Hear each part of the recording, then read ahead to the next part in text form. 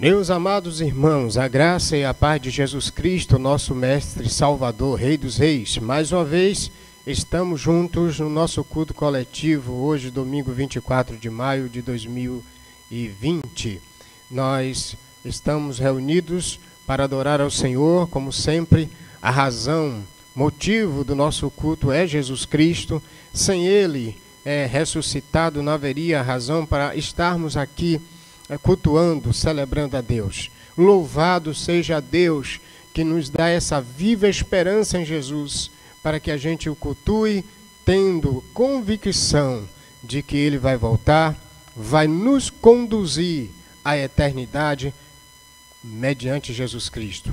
Por isso, mediante Jesus Cristo, nós também o adoramos, celebramos, promovemos cultos que glorificam o nome do nosso Deus através do seu Filho, o enviado, Filho amado que tira o pecado do mundo. E como disse Deus no livro de Marcos, a Ele ouvi, ouça Jesus Cristo, porque o Evangelho de Marcos é quando Jesus estava no Monte da Transfiguração com os apóstolos. Deus, na sua voz, diz: este é o meu Filho amado, a Ele ouvi. Nós, ouvindo a Jesus Cristo, obedecendo ao Pai, nós vamos cultuar na manhã, na noite desse dia, de 24 de maio. Quero saudar todos os meus amados irmãos aí de Camaçandi, de Aratuípe, lá também do pessoal de Camaçandi, irmã Ivanilde, lá em Jiquié, o pessoal dos embaixadores do rei aí, a equipe aí, nós temos vários, entre Isaías, Selminho, também são vários, são tantos embaixadores, né? A equipe David, Deus abençoe essa equipe de embaixadores, de mensageiros, para não ficar também com ciúmes. Um forte abraço nas mensageiras do rei, junto aí com a nossa irmã Maria, nossa irmã Gilmária. Deus fortaleça a fé de vocês, encoraje vocês no coração. Quero também encorajar meus amados irmãos aí da Paraíba, que tem cultuado, a irmã Claudionete, irmão Elton e toda a equipe, o pastor Eliabe, que também estão aí em Paraíba cultuando conosco. Muitas pessoas. Hoje de manhã, eu solicitei oração pela vida de Rafael, lá de Fortaleza. Eles pediram oração no culto de quinta-feira passada, o último culto de quinta-feira passada. Estavam doentes, a mãe dele pediu oração por ele. Então os irmãos devem orar pelo irmão Rafael. Ele é lá do estado de Ceará, da capital lá, Fortaleza. Que Deus os fortaleça na fé e restaure a sua saúde. Nós queremos também pedir aos irmãos que orem pelos enfermos. Nossa irmã Lau, que vai precisar voltar para Salvador agora no início de junho para continuar o seu tratamento. Então os irmãos orem, intercedam a Deus pela vida da irmã Lau. Nossa irmã Márcia também aqui, olha, a gente tem sempre pontuado isso. Tem vários irmãos que vêm de Márcia aqui, pertinho da irmã Maria de Lourdes, Márcia que vem de Salgados e Doces.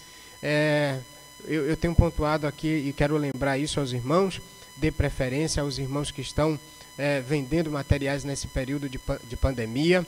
A gente tem uma relação no grupo de WhatsApp, procure esses irmãos, dê a preferência para eles, porque vocês vão abençoá-los nesses dias.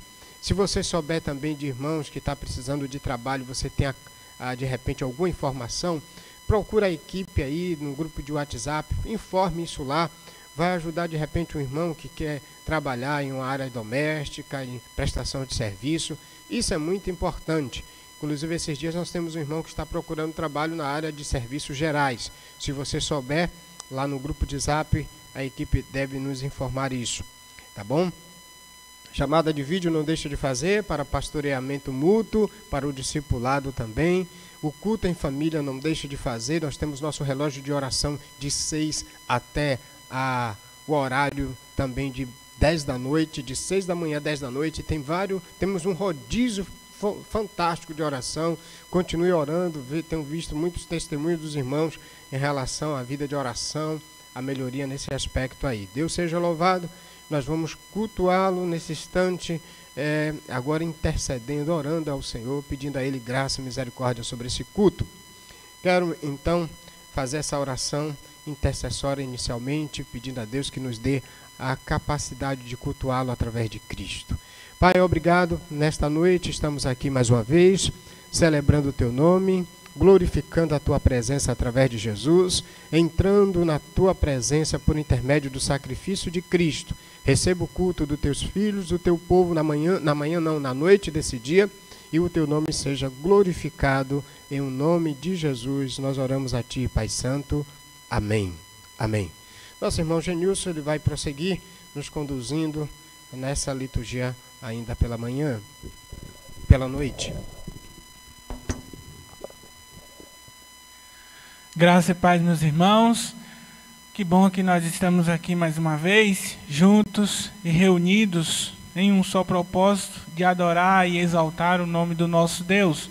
Por isso, nós vamos nesse momento fazer uma chamada de oração. A esse momento, então, nós vamos refletir de acordo com a palavra do Senhor em Apocalipse capítulo 3, versículo 3, aonde diz o seguinte: portanto, lembra-te daquilo que tens recebido e ouvido, obedece e arrepende-te, pois se não estiveres alerta, virei como um ladrão, e tu não saberás a que hora virei contra ti. Por isso, queridos, nós vamos orar ao Senhor, pedindo ao Senhor uma ação de arrependimento, pedindo perdão pelos nossos pecados e confessando as nossas culpas diante do Senhor. Para isso, vou convidar o nosso irmão Marinaldo para fazer essa oração.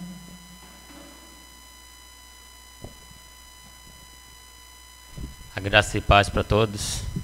Oremos. Senhor Deus, Pai Santo, Pai querido, nesta noite nós te pedimos o teu Santo Espírito, Pai, para que possa tocar no coração de cada crente, de cada pessoa, que possa, Pai Santo, se converter a cada dia mais diante do teu altar, Pai. Nós te rogamos, Espírito Santo de Deus, para que possa convencer as pessoas de crer no Evangelho, daquele que morreu, naquele que ressuscitou por nós. E nós, ó Deus, nós te pedimos nesta noite, para que essas pessoas possam abrir o seu coração, para que o teu Santo Espírito possa convencer, ó Deus, e aceitar Cristo como Salvador, como Redentor das suas vidas. Amém. Essa é a minha humilde oração que eu te faço no nome de Cristo. Amém. Confessamos os nossos pecados, nossas culpas diante do Senhor. Por isso vamos então ler a palavra do Senhor, que se encontra em Apocalipse capítulo 3, versículos 7 e 8.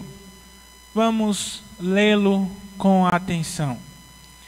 Escreve ao anjo da igreja em Filadélfia: assim diz aquele que é santo, verdadeiro, o que tem a chave de Davi, o que abre e ninguém fecha, pode fechar, e o que fecha e ninguém pode abrir. Conheço tuas obras, tenho posto diante de ti uma porta aberta, que ninguém pode fechar. Tens poucas forças, mas guardaste a minha palavra e não negaste meu nome. Queridos, diante da ação de reconhecimento do governo de Deus, sabendo que o Senhor é o nosso governo, o nosso ajudador, nós vamos louvar a Ele cantando Te Louvarei.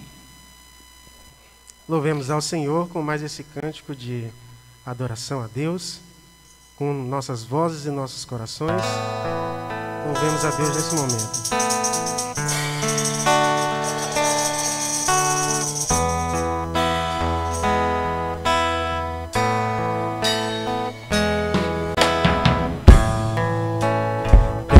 Quero estar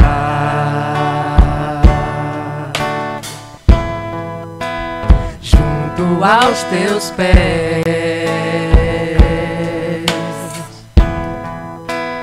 pois prazer maior não há que me render e te adorar. do que há em mim.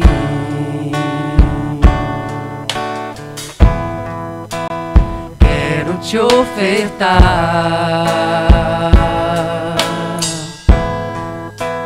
mas ainda é pouco, eu sei,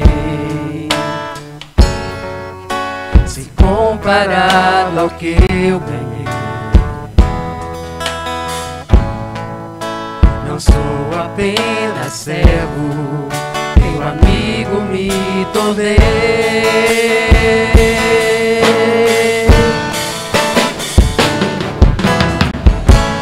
Te louvarei, não importam as circunstâncias, adorarei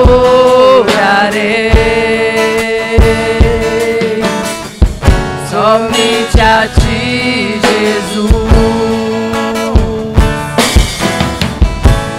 Te louvarei,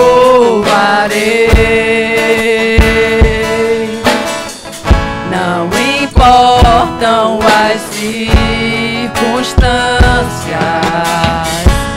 adorarei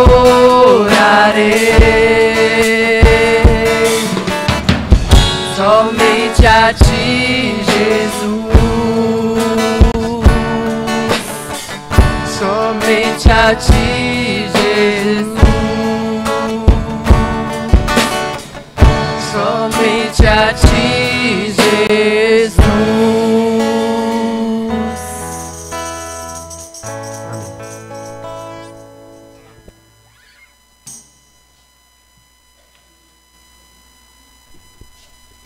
Deus seja louvado, somente a Ele nós entregamos louvor e adoração, nos rendemos diante dos pés daquele que é o Senhor, Deus absoluto.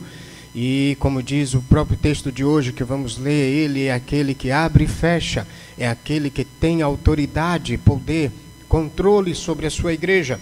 Vamos então para a chamada à exposição, a proclamação da palavra de Deus.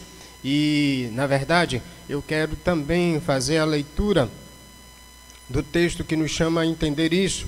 O versículo 13, antes até mesmo de a gente ir para a leitura do texto 3:13, quem tem ouvidos, ouça o que o Espírito diz às igrejas. E essa é uma chamada a ouvir a palavra de Deus, a ouvir Jesus, a ouvir o Evangelho. E nessa noite, hoje eu estou alterando o dia pela noite, a noite pelo dia, perdão. Nesta noite eu quero então fazer com que nossos corações, pela palavra de Deus, entendam os princípios, a direção da glória e do louvor a Deus por meio de Jesus. Capítulo 3, de versículo 7 até o versículo de número 13 de Apocalipse. Abra e permaneça com o texto aberto.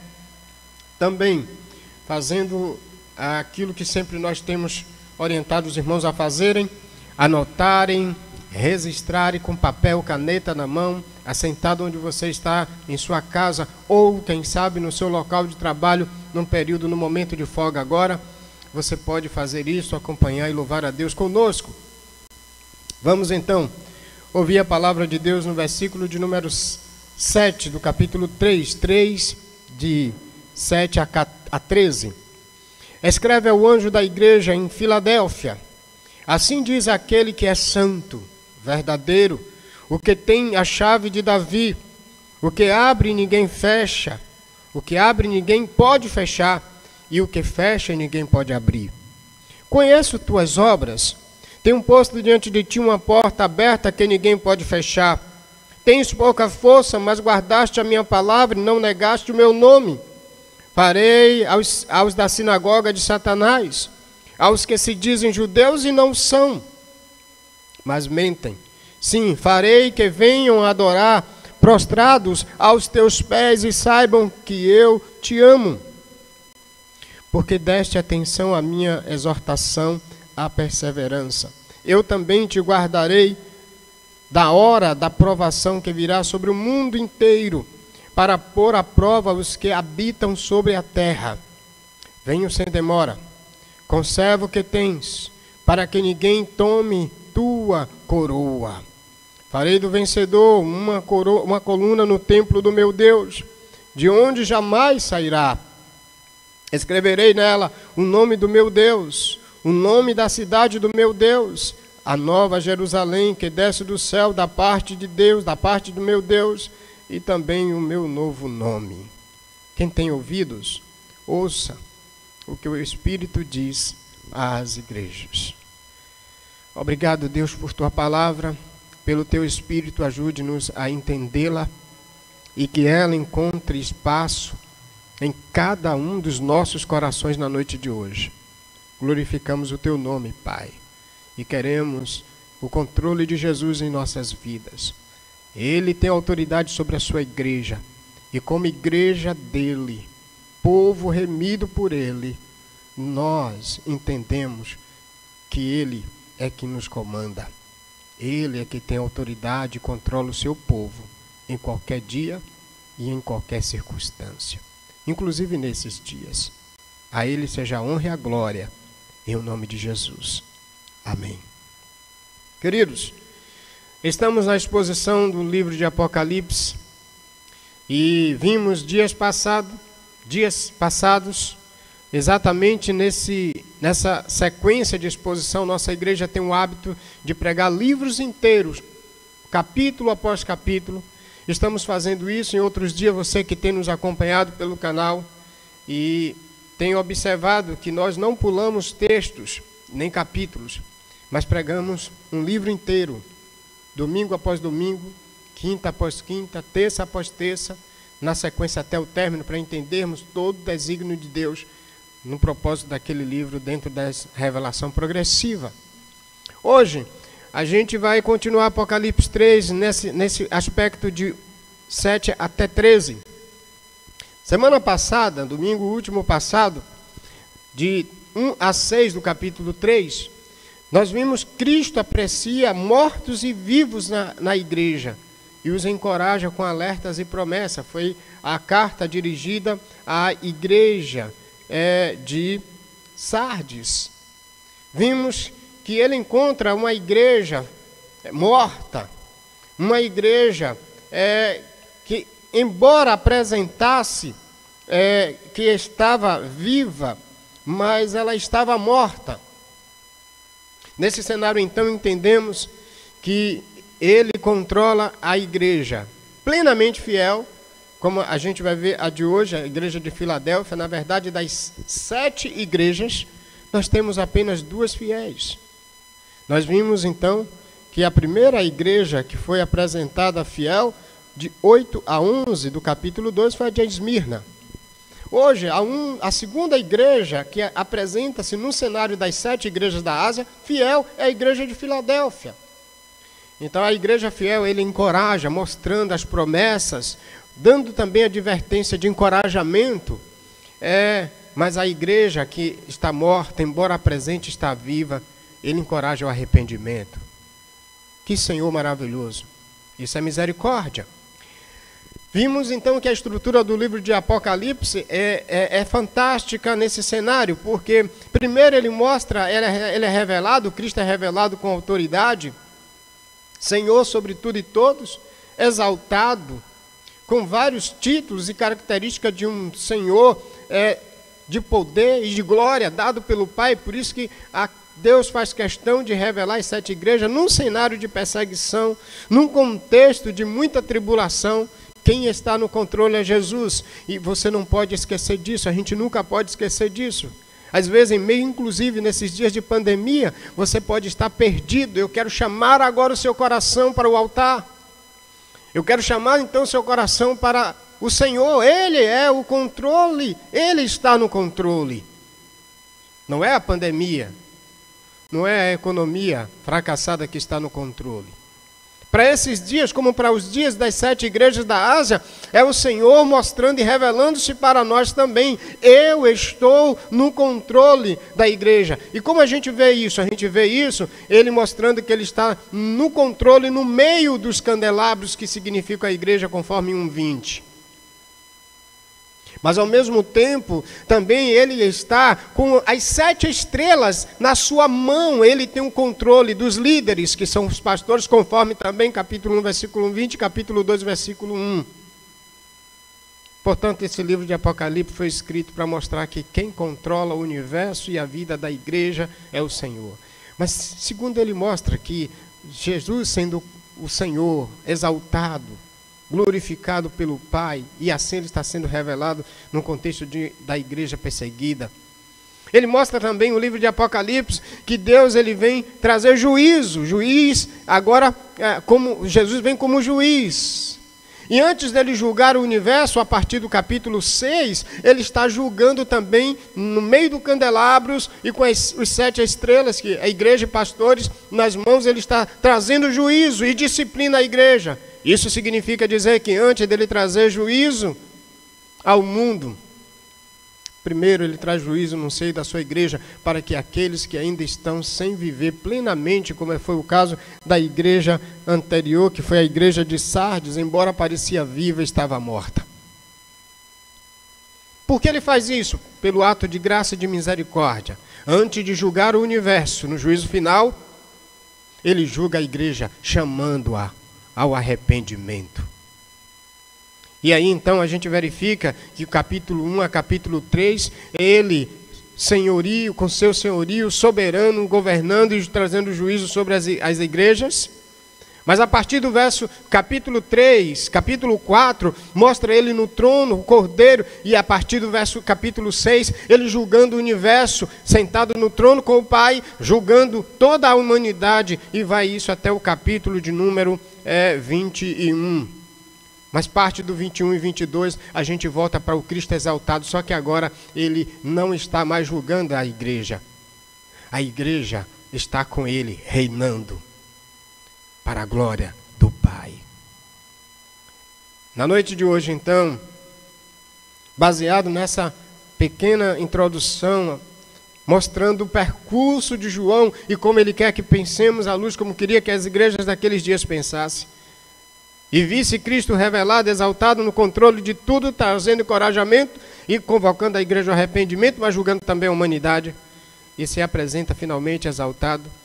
Nesse cenário, então, agora a igreja precisa entender que ele é que está no controle. Vamos entender a grande ideia do capítulo 3, de 7 a versículo de número 13. Cristo revela a sua autoridade, dando à sua igreja fiel, poder e um alicerce eterno.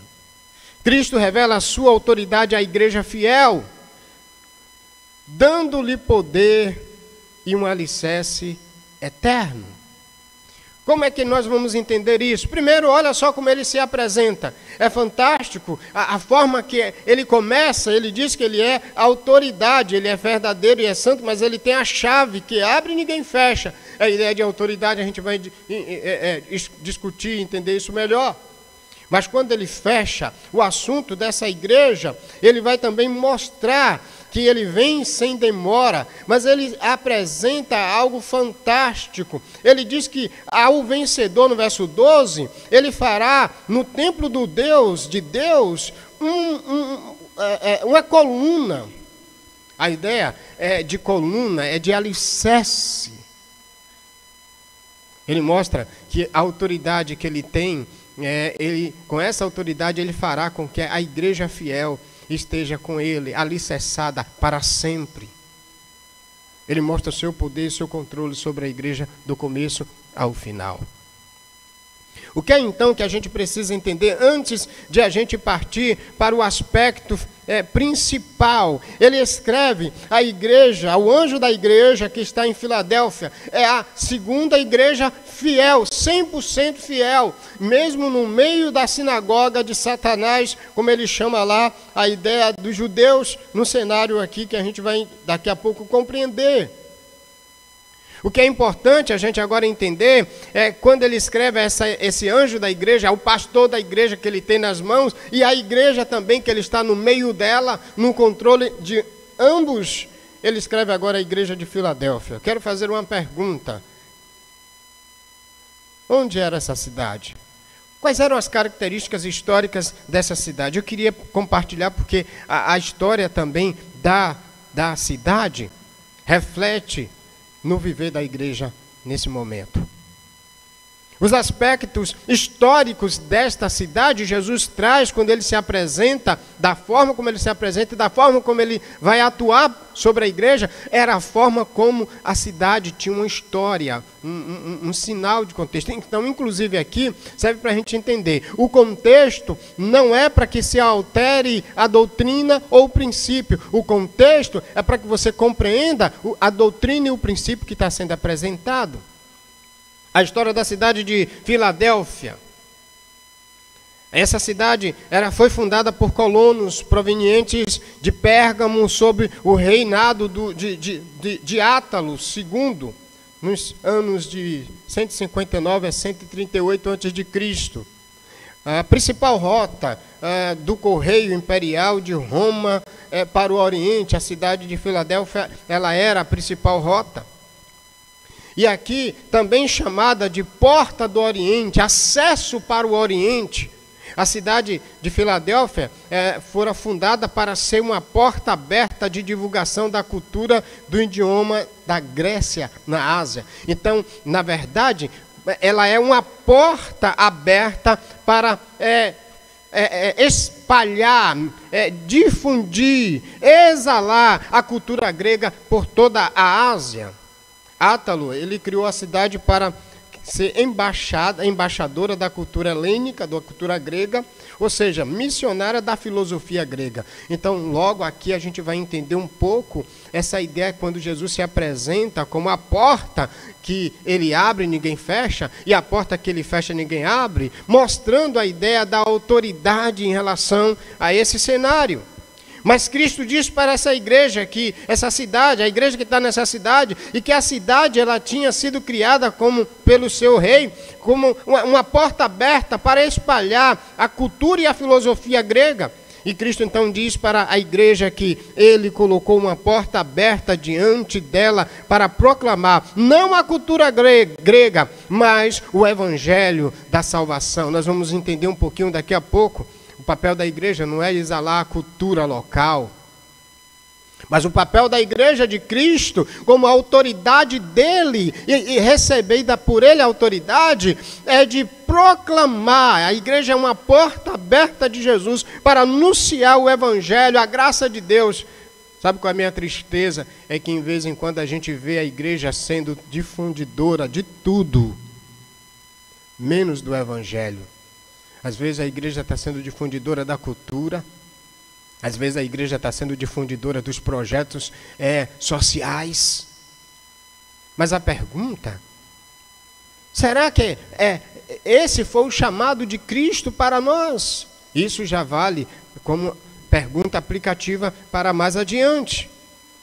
Então a razão por que a porta permanece aberta diante da igreja é que sua chave está na mão de Cristo. Ele tem a autoridade sobre a igreja. Por isso, a igreja, ela é um canal de Jesus Cristo. Ela é um astro no mundo para divulgar o seu nome, para levar o seu nome, tanto a igreja quanto o mensageiro, o pastor. Por isso que ele diz, escreve ao anjo da igreja. Lembre-se que quando Jesus chama Paulo, diferente agora como está escrevendo para João, através de João, para o anjo da igreja de Filadélfia, ele diz em Atos que ele seria um instrumento para levar o nome de Jesus, o mensageiro, e a igreja, a reunião dos santos, é para proclamar não a cultura local, mas proclamar o Cristo sobre a cultura local. O que transforma a vida do homem não são os conceitos sociais nem culturais. O que transforma a vida do homem, do ser humano, é o poder de Deus. Paulo também já diz na carta aos Romanos, eu não me envergonho do Evangelho, porque ele é o poder de Deus para a salvação de todo aquele que crê. Se o Evangelho não transformar, querido, se a palavra de Deus não nos transformar, nos levar a ter uma fé, nada mais nessa vida nos leva. Portanto, a razão por que a porta permanece aberta diante da igreja é que sua chave está na mão de Cristo. E isso também vemos lá no Evangelho de Mateus, quando ele fala que na declaração de Pedro lá, ele disse que ninguém pode fechar a porta que ele abre. Outra coisa que a gente vai verificar no contexto da cidade, da história da cidade, é que essa cidade também era chamada de Pequena Atenas. Por que Pequena Atenas? Por ter muitos templos dedicados aos deuses. E o que é interessante é que agora isso aqui nos leva a entender também, além da ideia de Jesus ser a chave que tem autoridade e que abre a porta, a cidade que era a porta para difundir a filosofia grega a toda a Ásia, também agora ele vai ser chamada de templo, a cidade dos templos dos deuses. Havia centenas de divindades naqueles dias, mas somente Jesus podia reivindicar o título de santo e verdadeiro Deus. No 3:7, ele se apresenta também não só como a porta, mas ele se apresenta como santo e verdadeiro. Diante dos falsos deuses, diante daqueles que não eram santos, mas eram profanos, ele se apresenta como o único santo, poderoso, mas também como o único verdadeiro, aquilo que não é falso. No 3:7 a gente encontra isso. Um outro aspecto da cultura da cidade que também está muito básica aqui apresentado, além disso, a gente tem que a cidade ela recebe o nome de Filadélfia. Por quê? O rei Átalo, ele amava muito seu irmão, tal era o seu amor por seu irmão chamado Eumenes, que tinha o apelido de Filadelfos. E Filadelfos significa, no idioma grego, aquele que ama seu irmão. Interessante que assim também me faz lembrar que, dada essa circunstância, que a cidade de Filadélfia recebeu este nome, faça isso a declaração de Jesus no 3:9. Olha só o que ele diz no 3:9. Farei aos da sinagoga de Satanás, aos que se dizem judeus e não são, mas mentem, sim, farei que venham adorar prostrados aos teus pés, e saibam que eu te amo. Ele faz uma declaração fantástica de amor pela sua igreja. Ele é amor e ele ama a sua igreja. E diante daqueles que eram o trono de Satanás, que diziam ser judeus, mas não eram, Jesus faz uma declaração dele pela igreja: eu vou dizer para todos, diante de tudo, que eu te amo. Semelhante à história do amor leal de Átalo para o seu irmão, a ponto de colocar o nome da cidade Filadélfia. Outro aspecto da história da cidade que anexa a forma como Jesus se apresenta e a exorta, a encoraja, está exatamente no chamado, na ideia dos terremotos que aconteciam na cidade. Diz a história que um violento terremoto que devastou Sardes no ano 17 depois de Cristo quase destruiu completamente a cidade de Filadélfia. E ela foi depois reconstruída, inclusive mudada de nome. Então a cidade fora castigada por vários terremotos, as pessoas viviam assustadas pela instabilidade, não tinha alicerce, não tinha coluna. Existiam muitos terremotos, grandes terremotos na terra, na cidade de Filadélfia, a ponto que muitos viviam em tendas fora da cidade. Paredes rachadas, desabamentos eram coisas comuns na cidade. E aí um outro motivo pelo qual Jesus diz lá no verso 12, olha lá para o verso 12, diz: ao vencedor farei uma coluna no santuário do meu Deus, e jamais sairá. A cidade que devastada por terremotos, e os cidadãos viviam constantemente saindo, moravam em tendas, cabanas, com medo dos terremotos. Jesus está dizendo: olha, eu farei de você uma coluna, ou seja, não tem terremoto que vai desalicerçar, não tem abalo sísmico que vai destruir, porque ele está dizendo que fará dessa igreja uma coluna firme, um alicerce firme. A cidade fora batizada também, outro aspecto da história da cidade que tem a ver com a história da igreja, é que a cidade ela fora batizada depois de várias reconstruções, com um novo nome depois de sua reconstrução. Por volta do ano 90 depois de Cristo, com a ajuda imperial do Império Romano, em gratidão passaram então o nome da cidade para Neo-Cesareia, ou Nova Cesareia, ou Cesareia, a nova cidade de César. Mais tarde, no tempo de Vespasiano, a cidade voltou a trocar o nome e aí passou a ser chamada de Flávia, pois Flávio era o apelido do imperador. E Jesus então aproveita esse gancho, esse ensejo cultural para falar à igreja que os vencedores teriam um novo nome lá no versículo 12. Observe que está escrito assim: gravarei sobre ele o nome do meu Deus, o nome da cidade do meu Deus, Nova Jerusalém, que desce do céu, vinda da parte de meu Deus, e o meu novo nome. A igreja terá nela nome de Deus gravado e não nome de César, não nome do imperador Flávio, que por causa da reconstrução por eles teve um novo nome. Qual o nome da igreja? Jesus está dizendo: olha só como é fantástico, eu vou dar um novo nome, o nome de Deus, a cidade santa, a Nova Jerusalém. Não é o nome de César. Nós não somos selados por César ou por qualquer que seja a circunstância. Nós temos gravado em nossas vidas, por meio de Cristo, no seu Espírito, o nome do nosso Rei. Isso deve nos encorajar a estarmos firmes em qualquer que seja a circunstância e vivermos firmes em qualquer que seja a circunstância. Então a história da cidade tem a ver com a história da igreja. Diante disso, Cristo revela a sua autoridade, dando à igreja fiel poder e um alicerce eterno. Como a gente vai entender isso? De 3 maneiras eu quero aqui estruturar esta passagem. Primeiro no verso 7, depois do verso 8 até o verso 11, depois do verso 12 até o verso 13. E a primeira coisa que a gente vai verificar no verso 7, Cristo revela a sua igreja como um único santo, com o poder de abrir e fechar. Cristo revela a sua igreja como um único santo, com o poder de abrir e fechar. Ele vai se apresentar à igreja e ao anjo da igreja. E olha só como ele vai se apresentar. Assim diz aquele que é santo, verdadeiro.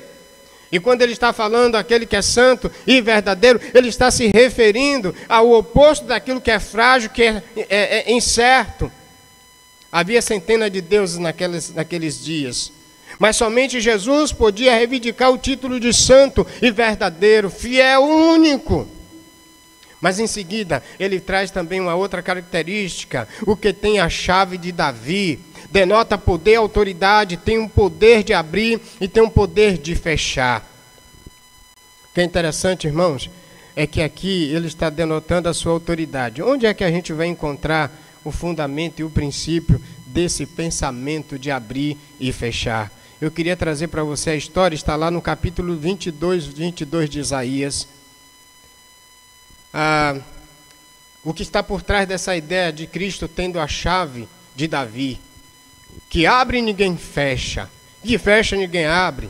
É a imagem que está lá no contexto do Antigo Testamento, quando Deus está falando de um juízo sobre uma cidade. E aí é apresentado Jesus como o que vem do tronco de Jessé. E a ideia que está por trás dessa imagem de Jesus abrindo e ninguém fechando, e ele fechando e ninguém abrindo, é uma ideia que encontramos no Antigo Testamento. Ezequias tinha um servo fiel que se chamava Eliaquim, lá em Isaías capítulo 22.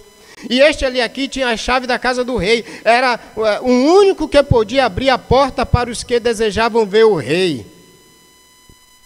E disse de Eliaquim: porei sobre o meu ombro, lá no verso 22 de Isaías 22, a chave da casa de Davi. Ele abrirá e ninguém fechará, fechará e ninguém abrirá. Esta imagem que João tem em mente aqui. Jesus, na verdade, e somente ele tem plena autoridade para permitir ingresso à Nova Jerusalém. Só por meio de Jesus nós temos acesso à Nova Jerusalém, à Cidade Santa. É Ele que pode abrir, porque inclusive isso traz aquela ideia clara, que quando Jesus morre, o véu do templo se rasga de alto a baixo. Ele é o acesso, Ele é o caminho ao Pai, só Ele, por meio dele, nós podemos entrar. Por isso que ele diz: fala aquele que tem a chave de Davi. Ele é aquele prometido Messias através do rei Davi, que viria para dar acessibilidade a todos agora ao trono de Deus, à presença de Deus, ao santuário definitivo de Deus. Somente Ele tem a plena autoridade para permitir o ingresso à Nova Jerusalém, a nova cidade de Davi. Somente Ele pode permitir entrar na presença de Deus, tal como os serventes fiéis da antiguidade tinham as chaves para abrir a porta aos que queriam ver o rei e entrar na presença do rei. Portanto, quando ele está falando assim, o que abre ninguém pode fechar, e o que fecha ninguém pode abrir, a razão porque a porta permanece aberta diante da igreja é que a chave está na mão de Cristo. Só Ele é o acesso. Inclusive, querido, não há outra forma de a gente chegar a Deus a não ser por meio de Jesus Cristo. A ideia de chave é aquele que dá o acesso. É a ideia daquele que dá a permissão, que tem um controle. Quem tem a chave nas mãos tem um controle. Só Jesus tem um controle para que eu e você possamos, como igreja, filhos e filhas de Deus, ter acesso ao Senhor. Mas Cristo diz para aquela igreja: eu coloco uma porta aberta diante dela para proclamar não a cultura grega, mas o Evangelho e a salvação. Ou seja, nós devemos anunciar Jesus Cristo, um único mediador que dá acesso ao Pai. Um único santo face a centena de falsos deuses. Uma porta aberta, a chave de Davi, a autoridade. Cristo é aquele que possui a autoridade final, que nada e ninguém pode questionar. Só por meio dele temos acesso ao Pai. Queria aplicar isso para as nossas vidas na manhã de hoje. Cristo é o único santo e verdadeiro que tem autoridade de guardar a sua igreja. Ele é quem tem a chave de Davi. Mas Cristo é o único acesso ao Pai. Sem Jesus Cristo nós não vamos. Não adianta tentar com seu esforço, com meu esforço, com a nossa capacidade decaída. Hoje muitas igrejas têm abandonado o antigo evangelho por outro evangelho mais palatável, mais popular, mais aplicado. Um evangelho centrado no homem e não em Deus. Um evangelho centrado nas pessoas e não em Cristo. Cristo, porém, é o protetor da igreja. As portas do inferno não prevalecerão contra ela. Além de ser o acesso, de permitir a entrada à presença de Deus, Cristo é aquele que tem a chave, o poder, o controle. Ninguém pode tocar nessa igreja. Apesar, presta atenção no que eu vou dizer agora, apesar das circunstâncias tribulacionais. Talvez muita gente até discorde dessa forma de pensar que agora eu vou pontuar na aplicação. Alguns perguntam, esse é um assunto que vai estar mais à frente no livro de Apocalipse. Pastor, quais são as duas testemunhas? A igreja. Das 7 igrejas, apenas 2 são fiéis.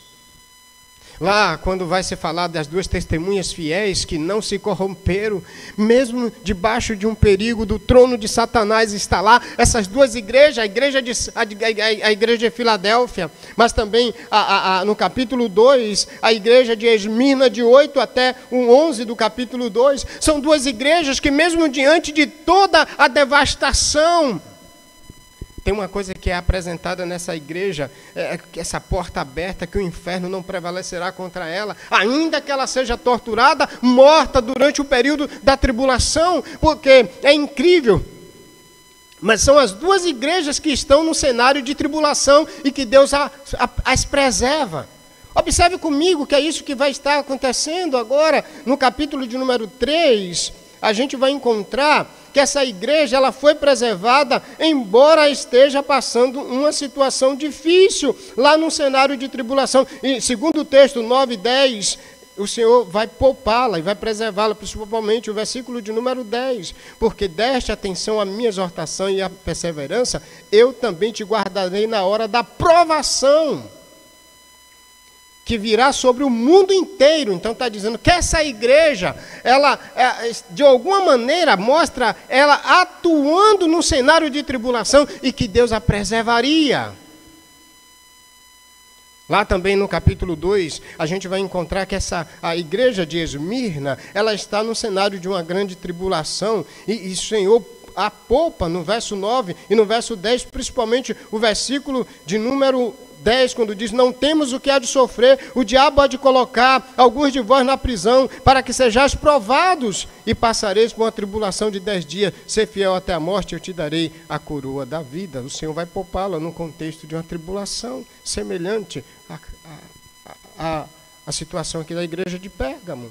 Portanto, Cristo é o protetor da igreja, as portas do inferno não prevalecem contra ela, ainda que ela seja torturada, porque o homem pode matar o corpo, o homem pode tirar o físico, mas o Senhor sustenta a sua igreja, ressuscitando-a dos mortos, como acontece lá no cenário das testemunhas fiéis. Elas são mortas, mas depois o Cordeiro vem, a ressuscita e toma para o Pai.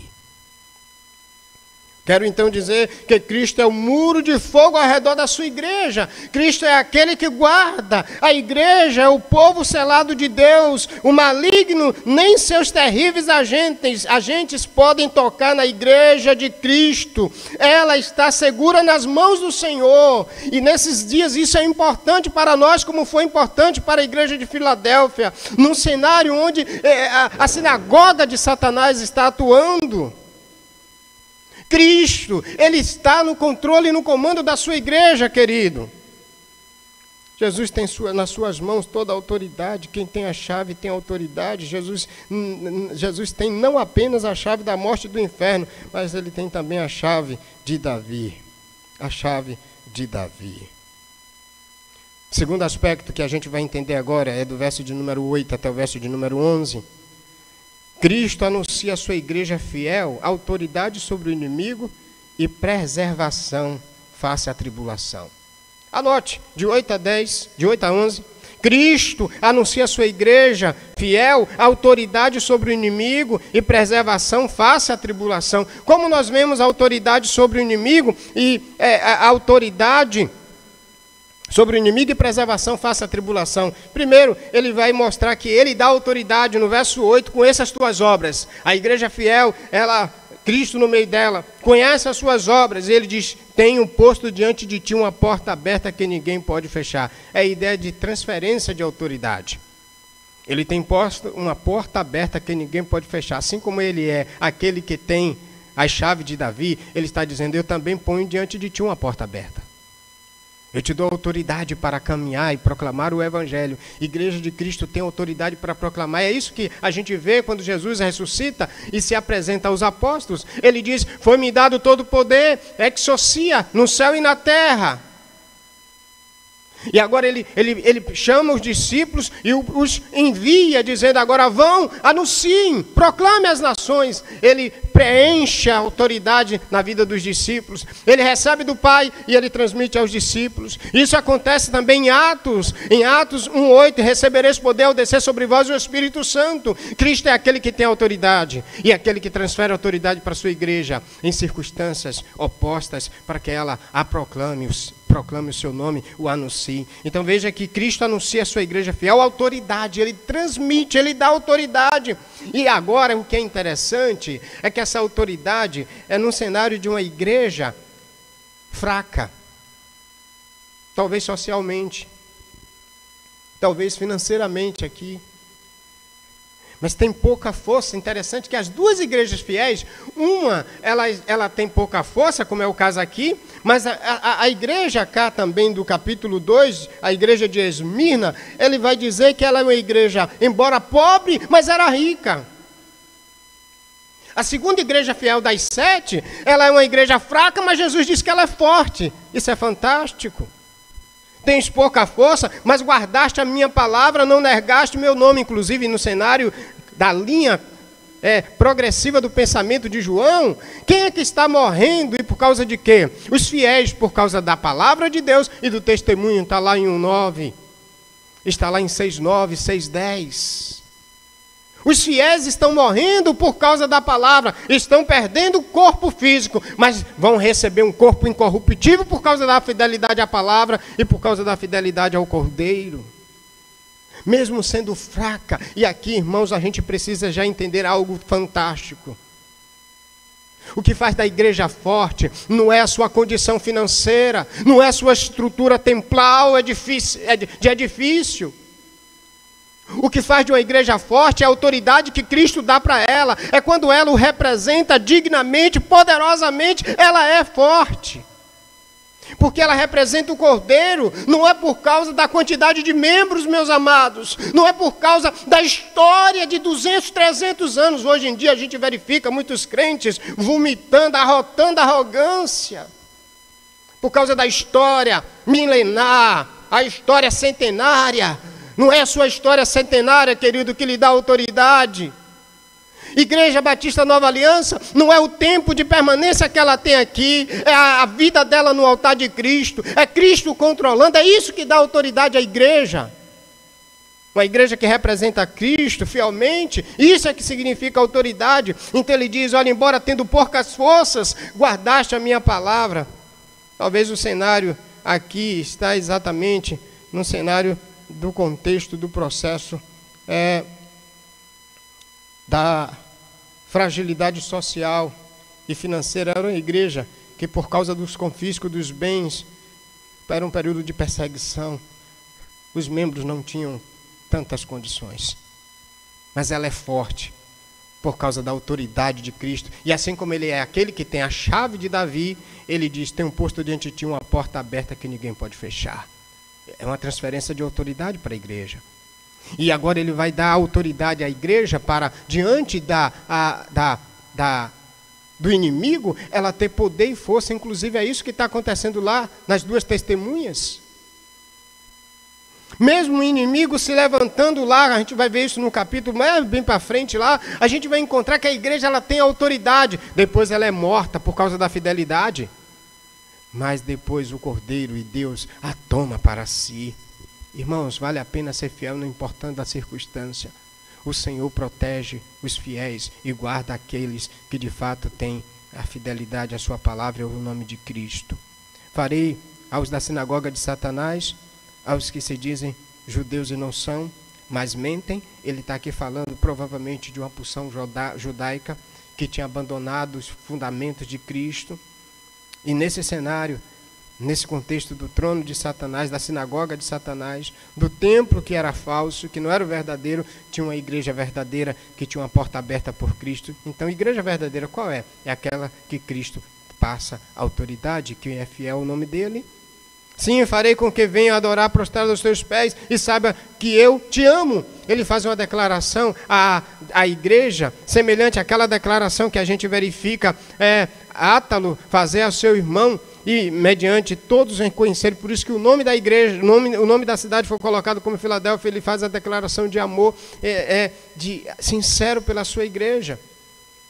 E agora ele vai explicar porque ele está fazendo isso, do verso 10 até o verso 11, ele diz, porque deste atenção à minha exortação e à perseverança. Foste fiéis à palavra, aos princípios, ouviu a palavra e foi perseverante. Eu também te guardarei na hora da provação que virá sobre o mundo inteiro. Ele está falando que ele vai preservar a igreja, que ele vai guardar a igreja no momento da tribulação, no momento da angústia. Ele dá autoridade para vencer o inimigo, mas ele dá autoridade também para que essa igreja seja guardada em meio às circunstâncias, às situações difíceis. Para por aprova os que habitam sobre a terra, venham sem demora, conserve o que tens, para que ninguém tome a tua coroa. Aquele que guarda a palavra de Cristo, o nome de Cristo, por Cristo é guardado. E aí, eu queria dizer para você, quer se sentir seguro em meio a qualquer circunstância? Guarda a palavra de Cristo e testemunhe de Cristo. Isso é que nos faz ser seguros em meio às grandes catástrofes que vivemos. Se alguém esses dias me perguntar, pastor, o senhor está com medo desse momento difícil que estamos vivendo? Eu vou dizer para você, nem um pingo. O que é que me faz não ter medo? Eu sei que meu Redentor é poderoso para me guardar até aquele dia. Isso tem me encorajado que vocês nem imaginam. Eu queria e quero nessa noite que o Espírito Santo também encoraje você. Que o Espírito Santo coloque um coração seguro no seu coração temeroso. o coração piedoso de Cristo, mas um coração de autoridade, porque ele diz, olha, eu ponho diante de ti uma porta aberta. Ele faz uma declaração de amor diante dos seus inimigos, que inclusive serão dominados pelo poder da igreja do Senhor. E ele diz, olha, aquele que guardar o meu nome, e ele está dizendo, por você guardar o meu nome, ser perseverante e ser fiel, eu também te guardo, eu também te protejo. A minha segurança não está em carros, a minha segurança não está em dinheiro, a minha segurança não está em fama, a minha segurança não está em título, a sua segurança não está nas coisas corruptíveis, a sua segurança está em Cristo. Está em Cristo. Isso é suficiente para nós. Portanto, ele vem agora com a demonstração. Venho sem demora. Venho sem demora.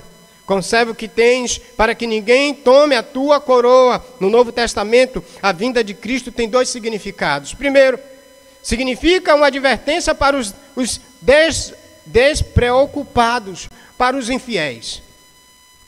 A vinda de Cristo tem dois significados. A primeira, uma advertência para os despreparados, para os despreocupados. Segundo, uma tranquilidade para os oprimidos, para os fiéis. Venham sem demora. Guarde o que tens, ou seja, seja fiel até o final. Esses dias a gente tem visto tanta gente perder o equilíbrio diante de situações. Meu olhar está em Cristo. Se eu morrer por coronavírus, sem coronavírus, de coração, com ataque cardíaco, pastor, apesar de que tudo hoje que entra no hospital, nos hospitais, tudo é coronavírus. Não importa a circunstância que me leve à morte física. Eu sou guardado por Jesus. Deus quer que você entenda isso.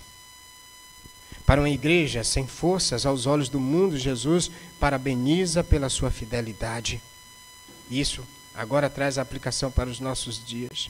Aquele que tem a chave e que é o único capaz de abrir diante das questões que levava a chave, o administrador do rei a abrir. Jesus é o único que dá acessibilidade e é o único que leva a igreja, o povo de Deus, por intermédio do seu sangue, à presença de Deus. Mesmo a igreja tendo pouca força, talvez por ser pequena, talvez por ser formada de crentes pobres e escravos, talvez por não ter influência política, social na cidade, mas ela tem guardado a palavra de Cristo e não tem negado o seu nome. Um período atrás eu estava no cenário da igreja e é interessante que uma pessoa chegou e disse assim: pastor, na sua igreja tem algum vereador? Eu disse: não tem não, filho. Ele disse: ô pastor, parece que às vezes a autoridade da igreja é quando ela tem alguém de influência no hall de membros. A autoridade da igreja, a igreja é importante, não é pela sua condição social ou política. A igreja é importante e a autoridade, quando ela é fiel aos princípios de Deus. A igreja era pequena em tamanho, a igreja era pequena em força, mas grande em poder e grande fidelidade. Deus, na verdade, escolhe coisas fracas para envergonhar as fortes. Sardes tinha nome e fama, mas não tinha vida. Filadélfia não tinha fama, mas tinha vida e tinha poder. Que tipo de crente você é hoje? Que tipo de crente somos nós? Representamos Cristo, o poder de Cristo, o nome de Cristo, ou o nosso próprio nome no cenário em que vivemos? Cristo guarda aquele que guarda a sua palavra. Cristo dá autoridade àqueles que são fiéis a Ele, diante do inimigo e diante do contexto de tribulação. Portanto, de 8 a 7, de 8 a 11, Cristo anuncia a sua igreja, fiel autoridade sobre o inimigo e preserva a face à tribulação. Mas os versos 12 a 13, Cristo fará de sua igreja fiel alicerce eterno. Observe que agora a gente vai encontrar esse princípio do verso 12 até o verso 13. Ele diz: farei do vencedor uma coluna no templo do meu Deus. A ideia aqui está muito ligada à história da cidade, porque agora ele está falando dos terremotos, aquela ideia dos terremotos que não deixavam casas alicerçadas, as casas eram rachadas, os moradores tinham que fazer cabanas fora da cidade, fora das suas casas, isso por causa dos terremotos. Mas aquela cidade frágil, agora tem uma igreja forte. E por que a igreja é forte? Porque ele diz, olha, eu farei do vencedor uma coluna no templo do meu Deus, e de onde jamais sairá. Ele está dizendo, olha, igreja, numa cidade em que as casas não tinham coluna, não tinha alicerce, ele diz, eu vou fazer de você um alicerce em que não tem terremoto que vai abalar a sua estrutura. Cristo é o único que dá sustentabilidade à igreja. Por isso que ele começa apresentando, eu sou aquele que tem a chave, o controle, o poder nas mãos, mas sou aquele que também faz com que uma cidade ou a igreja, mesmo em face a um cenário de tantas circunstâncias tenebrosas, ela seja uma igreja forte, fiel, comprometida com o evangelho de Cristo. Farei do vencedor, do fiel, e ele está falando da igreja, e falando do pastor da igreja, uma coluna no templo do meu Deus, de onde jamais sairá. Agora vem um segundo argumento que tem a ver com a história da cidade, que é, escreverei nela o nome do meu Deus. Você lembra que logo em seguida, depois de Átalo, vem 2 imperadores, o imperador que vai dar o nome da cidade de Nova Cesareia, mas depois vem um outro que muda o nome da cidade para Flávia, porque era o imperador Flávio. Interessante que agora, embora a cidade, depois de reconstruída pelos imperadores posterior, agora a gente vai encontrar que a cidade tem os nomes mudados. E Cristo agora utiliza a figura histórica para mostrar, escreverei nele quem? No templo do Deus, o nome do meu Deus, o nome da cidade do meu Deus, a Nova Jerusalém. A igreja, ela vai ter o nome da cidade de Deus. E a cidade de Deus é a Nova Jerusalém, não é a Nova Cesareia. A cidade de Deus não é Flávia. A cidade de Deus é Nova Jerusalém. E Jesus está dizendo, vou alicerçar essa igreja. É aquilo que está lá no Evangelho de Mateus. As portas do inferno. Não tem terremoto que desestruture a igreja de Deus. Não tem coronavírus para mudar a história do fiel, do crente fiel e da igreja fiel. Não tem economia abalada que destroça a igreja de Cristo. Não tem cenário de dor que mude a realidade. Não tem sinagoga de Satanás. Não tem mentirosos judeus, que no texto é chamado de sinagoga de Satanás, que desestrutura a igreja do Senhor. Porque ela tem um nome e tem alicerce. Ela está alicerçada em Deus, em Cristo, a pedra angular, a pedra de esquina, que pela sua igreja não foi rejeitada. O novo nome da cidade do meu Deus, a Nova Jerusalém, e a que desceu do céu da parte de meu Deus, e também o meu novo nome. Então Cristo fará de sua igreja fiel um alicerce eterno. Por isso que a porta que ele abre, ninguém fecha. A igreja está firmada na coluna principal, a pedra angular. E aí vem uma advertência encorajadora.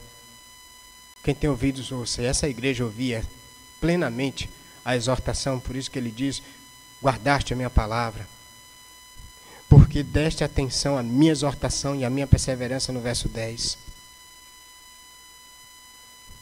Nesses dias, queridos, precisamos olhar para Cristo exaltado e entender que Ele é o acesso para o Pai. É Ele que tem a chave e a autoridade no meio do seu povo. Apesar de uma igreja, talvez até no cenário econômico, no cenário político, no cenário social, que você seja, mas a sua fidelidade muda tudo. A igreja que guarda a palavra é guardada por Cristo. A igreja que persevera no testemunho de Cristo, Cristo também a persevera, a preserva diante das tribulações, sejam elas quais forem. Qual é o seu medo nesses dias, irmão e irmã? O que é que tem atormentado a sua vida? O que é que tem te tirado a paz?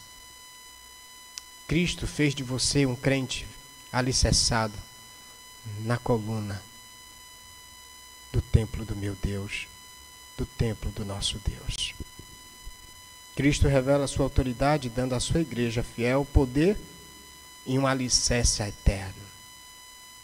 Como igreja de Cristo nesta noite, não fechamos os olhos para isso. O poder e a autoridade para sermos igreja forte não provém de nós mesmos. Não é a nossa história. Não é o nosso conteúdo, mas é o conteúdo de Cristo. Uma principal verdade também aqui. A igreja é uma porta aberta, não para difundir culturas, mas para anunciar o Evangelho, a palavra de Deus, a palavra de Cristo. Isso significa guardar a palavra e o testemunho de Cristo. Tem um cântico que a gente vai agora fazê-lo, entoá-lo ao Deus que tem toda a autoridade, segurança. Vivo feliz, pois sou de Jesus.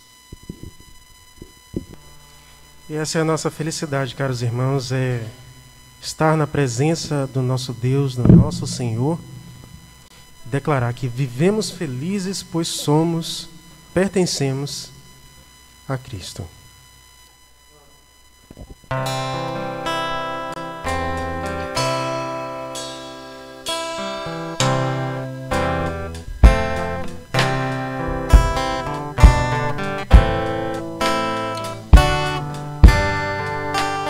Vivo feliz, pois sou de Jesus, e já desfruto o gozo da luz. Sou por Jesus, herdeiro de Deus, Ele me leva à glória dos céus. Canta minha alma, canta ao Senhor, rende-lhe sempre ardente louvor. Canta minha alma, canta ao Senhor, rende-lhe sempre ardente louvor.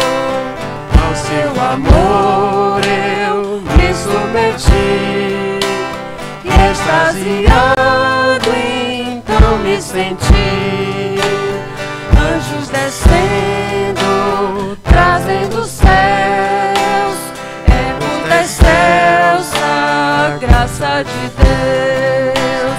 Canta minha alma, canta ao Senhor, rende-lhe sempre ardente louvor. Canta minha alma, canta ao Senhor, rende-lhe sempre ardente louvor. Sempre vivendo em seu grande amor, me regozijo em meu Salvador. Esperançoso, vivo na luz, pela bondade do meu Jesus. Canta minha alma, canta ao Senhor, rende-lhe sempre ardente louvor. Canta minha alma, canta ao Senhor, rende-lhe sempre ardente louvor. Amém.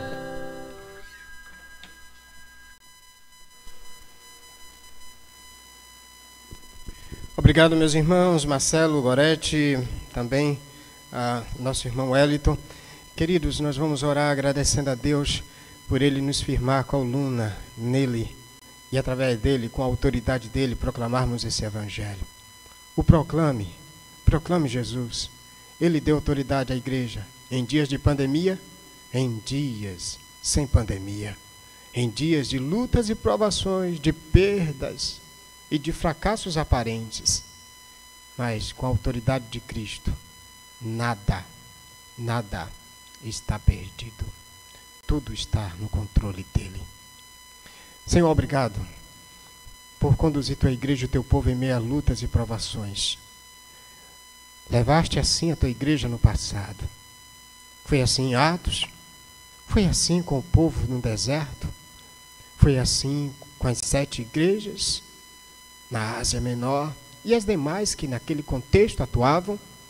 Está sendo assim agora com tua igreja Batista Nova Aliança e os demais irmãos, servos e filhos espalhado em toda a terra. A igreja peregrina, sofredora, semelhante ao sofrimento, identificando-se com Cristo sofredor, pode até aparentemente ser abatida, mas ela é viva para todo sempre. Em Cristo nada abate a igreja dele. Que nossos corações nesses dias sejam cheios desta verdade. Pelo teu Espírito, fortalece a nossa fé nesse entendimento, glorificando o teu nome, controlador, exaltado, no meio da sua igreja, Batista Nova Aliança e demais filhos e filhas de Deus. A ti, Deus, por meio do teu Cordeiro, filho de Davi, que tem a chave de Davi nas mãos, seja glória para o Pai, eternamente. Amém. Não se esqueça, estamos sempre terça, quinta, domingo de manhã e domingo de noite. Até terça-feira, se Deus permitir, se Cristo não voltar, se voltar, nós o conheceremos face a face. Glória a Deus por isso. Até terça, no próximo encontro, estudando a palavra, um forte abraço em Cristo Jesus. Amém.